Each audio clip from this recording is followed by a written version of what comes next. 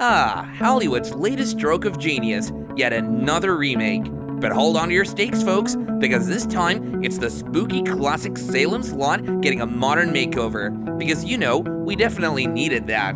So what's the scoop on this blood-sucking redux? Who's sinking their teeth into the leading roles? Let's dive into the cryptic depths of everything we know about the Salem's Lot remake, shall we? Will the new Salem's Lot adaptation live up to Stephen King's terrifying novel and the nightmares of the iconic 1979 miniseries? Few authors can evoke dread and horror like Stephen King, and no King novel terrified readers more than 1975's Salem's Lot. The story of a sleepy Maine town invaded by vampires struck a chord thanks to King's skill at creating an atmosphere of creeping doom. In 1979, director Tobe Hooper adapted the book into a miniseries that itself became the stuff of nightmares. Scenes like vampire child Danny Glick floating outside a window and the sudden appearance of ancient vampire Kurt Barlow traumatized a generation. Now, a new version of Salem's Lot is slated for release in 2023. Can it hope to match King's bone-chilling source material? Will it evoke the same primal terror as Hooper's adaptation? Or will it be just another mediocre horror remake unable to capture lightning in a bottle twice? Salem's Lot taps into readers' most primal fears, the invasion of a monster that looks human, infiltrating your safe community to prey on friends and family. King's vampires are not the elegant gothic anti-heroes of Anne Rice. They're bestial killers devoid of humanity, and the creep of evil through a familiar small town makes the horror more visceral. We experience the dread of characters we know and care about as the paranoia spreads. Killer kids like Danny Glick violate innocence and twist the protective instinct that makes vampires so terrifying. The 1979 miniseries converted King scares masterfully, indelibly scaring young minds. Key frightening scenes linger in cultural memory even if details fade. So the new adaptation faces high hurdles to elicit such enduring traumatic reactions today.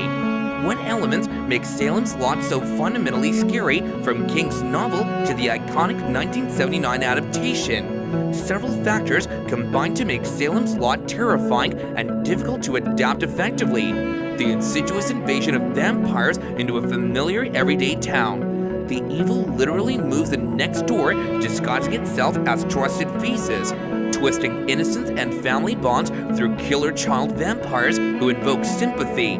Danny Glick is a gut punch, creeping escalation of evil, friends turning on friends. The paranoia when anyone could be infected, melding supernatural horror with the emotional resonance of characters we know in a familiar community. It feels real. These elements work together to terrify both the characters and audience on a deeply unsettling primal level. The 1979 adaptation captured them perfectly to scar generations. The 2023 version needs to reach the same emotional depth. What sets apart Stephen King's brand of horror compared to other popular horror writers? Relatable characters. King spends time making the protagonists real people we care about.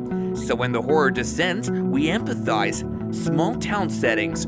The horror infiltrating a familiar, mundane place makes it more visceral. Escalating tension. King masterfully builds dread through creeping escalations of unexplained events. Twisting innocence. Child monsters like Danny Glick maximize horror by corrupting purity. What performances from the 1979 adaptation still haunt and set the bar high for the new version?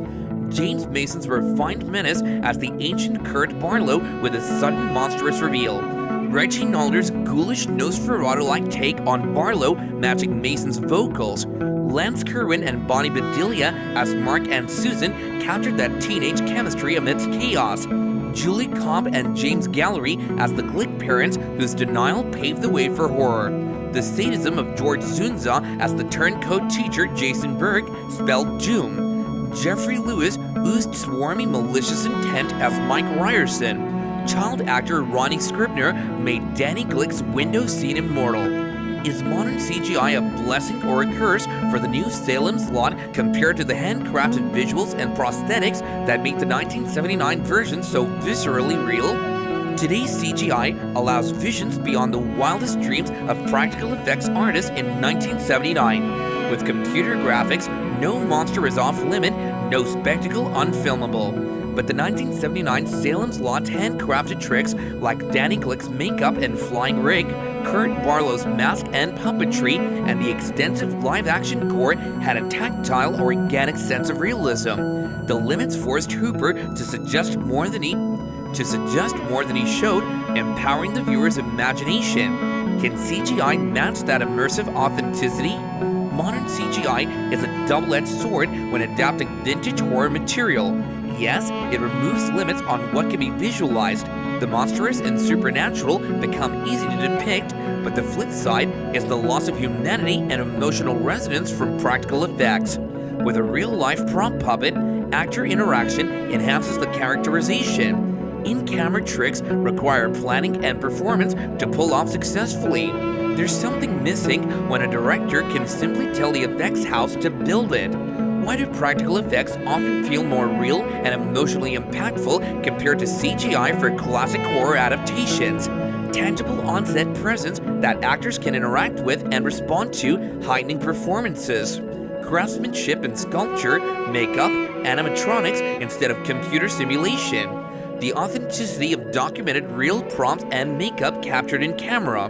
Imperfections and subtle flaws that subconsciously read as natural to our eyes. Restraints that force relying on mood, suspense, and performances over effects shots. A sense of the uncanny from real objects moved in unnatural ways. Higher stakes when shots require rigorous planning, as effects can't simply be tweaked or added later. How did Toby Cooper maximize suspense with old-school techniques for iconic scenes in the 1979 Salem's Lot? Hooper used clever low-budget solutions to create lingering, memorable scares. A life-size Danny Glick model for the window was carefully maneuvered on wires and lit for the right profile.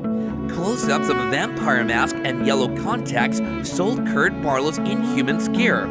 Quick cuts maintained the mystique. Rotting prop corpses conveyed the morgue's violation along with chilling time-lapse photography. Spotlights sweeping across the fog-shrouded graveyard amplified the foreboding mood. Simple but artful. Danny Glick's vampire makeup was blended and shadowed to look uncanny but not over the top. Deeply unsettling. The floating Glick brother mannequin outside Mark's parents' room maximized the creep factor efficiently. And there you have it, fellow thrill seekers. Another remake bites the dust. Or does it? Don't forget to subscribe and smash that bell icon to stay up to date with all the latest from the crypt of Hollywood. Until next time, may your nights be filled with fright and your dreams be haunted by the echoes of Salem's Lot.